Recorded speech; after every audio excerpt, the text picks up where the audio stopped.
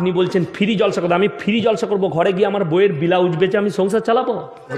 আল্লাহ এখানে বোঝাতে যাচ্ছেন যে পৃথিবীর মধ্যে অসংখ্য পীর, অসংখ্য দরবার রয়েছে।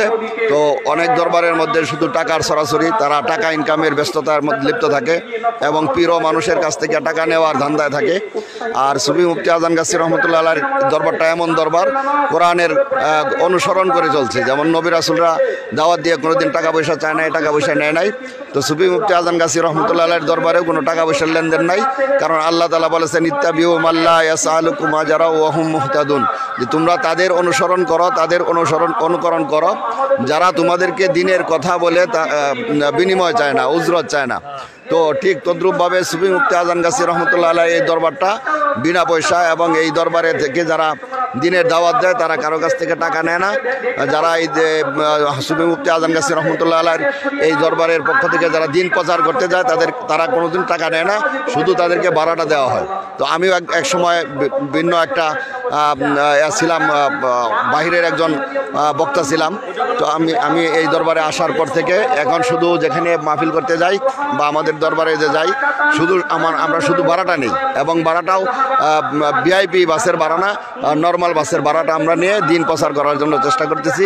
আর এই দরবারে আসতে পেরে আমি অল্প কিছুদিন ধরে আসছি, তো আমি এই দরবারে আসতে পেরে নিজেকে অনেক ধন্য মনে করতেছি, এবং আমি খুবই আনন্দিত যে এই দরবারে আসতে পেরেছি। আল্লাহ আমাকে কবুল করেছে, কারণ এই দরবারের মধ্যে বলা হয় যে 3টা জিনিস যার মধ্যে না থাকে সেই দরবারে আসতে পারে না। মাতা পিতার দোয়া থাকতে হয়, অথবা এমন একটা আমল যেই দোয়াটা আল্লাহ পাক কবুল করেছেন। তো এর নিরিখে বোঝা যায় যে এই দরবারে যারা আসে অবশ্যই তাদেরকে আল্লাহ পাক কবুল করেছে বলেই তারা আসতে পারছে। ধন্যবাদ। আমি বর্তমান বাংলাদেশ হাক্কানি আঞ্জুমানের কেন্দ্রীয় মসজিদ কেরানীগঞ্জ অলিগঞ্জ ওই মসজিদের দায়িত্বরত আছি, খতিব হিসাবে, প্রধান ইমাম হিসাবে আছি। তো আপনাদের সকলের কাছে দোয়া চাই যে এই দরবারের হুকুম মতে যেন চলতে পারি, যেন কোনোভাবে কোনো অবস্থায় যেন দরবারের সাথে কোনো বেয়াদবি না হয়ে যায়। এই জন্য আমি সবসময় শঙ্কিত থাকি, সতর্ক থাকি, যেন আল্লাহ পাক এই দরবারের সাথে যাতে কোনোভাবে আমার কোনো বেয়াদবি না হয়, যেন এই দরবারের হুকুম মেনে চলতে পারে। আল্লাহ পাক আমাদেরকে তৌফিক দান করেন। সূরা ইয়াসিনের ইত্তাবিউ মাল্লা ইয়াসআলুকুম আজরা ওয়া হুম মুহতাদুন, এই আয়াতের প্রেক্ষিতে তিনি এই দরবারের সূচনাতে নাম দিয়েছেন বিনা পয়সায় দিন দুনিয়ায় শান্তি ও মঙ্গল। অর্থাৎ যেখানেই পয়সার লেনাদেনা থাকবে সেখানেই দ্বন্দ্ব হবে। কথাই বলা হয় স্বার্থ যেখানে দ্বন্দ্ব সেখানে, যেখানেই পয়সার লেনদেন হবে সেখানে আপনার সেটার মধ্যে ইখলাস থাকে না। আর জামানা মুজাহিদ সুফি মুফতি আজান গাছী রহমতুল্লাহ এমনভাবে একটি দরবার প্রতিষ্ঠা করেছেন যেখানে কোনো লেনদেনের কোনো আভাসও পাওয়া যায় না।